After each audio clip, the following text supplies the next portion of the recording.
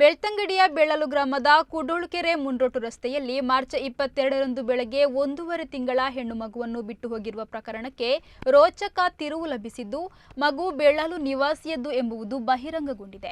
ಇದೀಗ ಧರ್ಮಸ್ಥಳ ಪೊಲೀಸರು ಮಗುವಿನ ತಂದೆಯನ್ನು ಪತ್ತೆ ಹಚ್ಚಿ ವಶಕ್ಕೆ ಪಡೆಯುವಲ್ಲಿ ಯಶಸ್ವಿಯಾಗಿದ್ದಾರೆ. ಆರೋಪಿಗಳನ್ನು ಬೆಳ್ತಂಗಡಿ ತಾಲೂಕಿನ ಬೆಳ್ಳಲು ಗ್ರಾಮದ ಮಾಯ ನಿವಾಸಿ ಸೆಕ್ಯೂರಿಟಿ ಕೆಲಸ ಮಾಡುತ್ತಿದ್ದ ರಂಜಿತ್ ಗೌಡ ಮತ್ತು ಧರ್ಮಸ್ಥಳ ಗ್ರಾಮದ ಕೊಲಂಗಜೆಯ ಮಂಗಳೂರಲ್ಲಿ ಕೆಲಸ ಮಾಡುತ್ತಿದ್ದ ಸುಷ್ಮಿತಾ ಎಂದು ಗುರುತಿಸಲಾಗಿದೆ.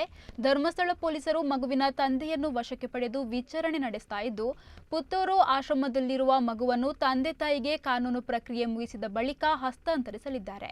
ಬೆಳ್ಳಲಿನ ಕಾಡು ಪ್ರದೇಶದಲ್ಲಿ ಪತ್ತೆಯಾದ ಮಗುವನ್ನು ಸಾರ್ವಜನಿಕರು ರಕ್ಷಿಸಿ ಆರೈಕೆ ಮಾಡಿದರು. ನಂತರ ಧರ್ಮಸ್ಥಳ ಪೊಲೀಸರ ಸಮ್ಮುಖದಲ್ಲಿ ಮಹಿಳಾ ಮತ್ತು ಮಕ್ಕಳ ಕಲ್ಯಾಣ ಅಭಿವೃದ್ಧಿ ಇಲಾಖೆಯ ಅಧಿಕಾರಿಗಳು ವಶಕ್ಕೆ ಪಡೆದು ಪುತ್ತೂರು ಆಶ್ರಮಕ್ಕೆ ಹಸ್ತಾಂತರಿಸಿದರು.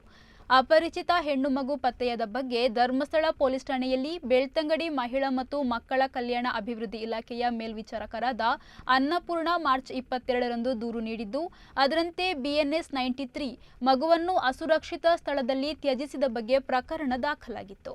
ಈ ಬಗ್ಗೆ ಕಾರ್ಯಾಚರಣೆಗಿಳಿದ ಧರ್ಮಸ್ಥಳ ಸಬ್ ಇನ್ಸ್ಪೆಕ್ಟರ್ ಸಮರ್ಥ ಆರ್ ಗಾಣಿಗೇರ ಮತ್ತು ತಂಡಕ್ಕೆ ಆರೋಪಿಗಳ ಬಗ್ಗೆ ಖಚಿತ ಮಾಹಿತಿ ಲಭಿಸಿದ್ದು, ಏಪ್ರಿಲ್ 2ರಂದು ರಾತ್ರಿ ಮಗುವಿನ ತಂದೆ ಬೆಳ್ಳಲು ನಿವಾಸಿ ರಂಜಿತ್ ಗೌಡನನ್ನು ವಶಕ್ಕೆ ಪಡೆದು ವಿಚಾರಣೆ ನಡೆಸ್ತಾ ಇದ್ದಾರೆ.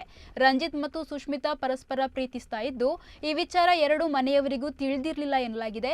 ಈ ಮಧ್ಯೆ ಈಕೆ ಗರ್ಭಿಣಿಯಾಗಿದ್ದ ವಿಚಾರ ಯಾರಿಗೂ ಹೇಳದೆ ಇಬ್ಬರು ಮಾತ್ರ ಜಾಗೃತೆ ವಹಿಸಿದ್ರು.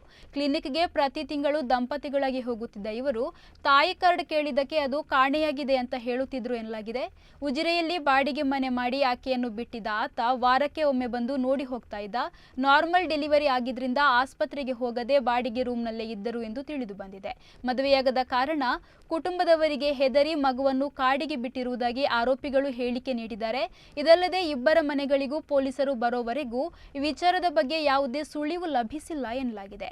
ಆರೋಪಿಗಳನ್ನು ಪತ್ತೆ ಹಚ್ಚುತ್ತಿದ್ದಂತೆಯೇ ಇದೀಗ ಇಬ್ಬರು ಕೂಡ ಸ್ವ ಇಚ್ಛೆಯಿಂದ 1 ವಾರದೊಳಗೆ ಮದುವೆಯಾಗುವುದಾಗಿ ಪೊಲೀಸರು ಮತ್ತು ಮಹಿಳಾ ಮತ್ತು ಮಕ್ಕಳ ಕಲ್ಯಾಣ ಅಭಿವೃದ್ಧಿ ಇಲಾಖೆ ಅಧಿಕಾರಿಗಳ ಮುಂದೆ ಇಬ್ಬರ ಕುಟುಂಬಸ್ಥರು ಒಪ್ಪಿರುವುದಾಗಿ ತಿಳಿದು ಬಂದಿದೆ. ಪ್ರಕರಣದ ಬಗ್ಗೆ ಹೆಚ್ಚಿನ ಮಾಹಿತಿಗಳು ತಂದೆ ತಾಯಿಯ ವಿಚಾರಣೆ ಬಳಿಕ ತಿಳಿದು ಬರಬೇಕಾಗಿದೆ.